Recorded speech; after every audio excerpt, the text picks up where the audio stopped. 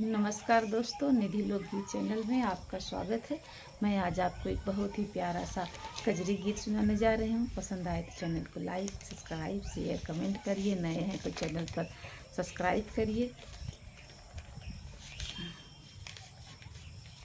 हरि जब बनवा गईले ना हो, हरि जब बनवा गईले ना, हरि जब बनवा गईले ना हो, तरसई लाल बिना हो महतरिया, तरसई लाल बिना हो महतरिया, लाल में हरिया बिन तरसई, खड़े बीच बनवा राम गोहार लगावे, खड़े बनवा बीच राम गोहार लगावे, पिता कबीर लाल न देखाय, पिता कबीर लाल न देखाय, लाल न देखाय हो लाल न देखाय,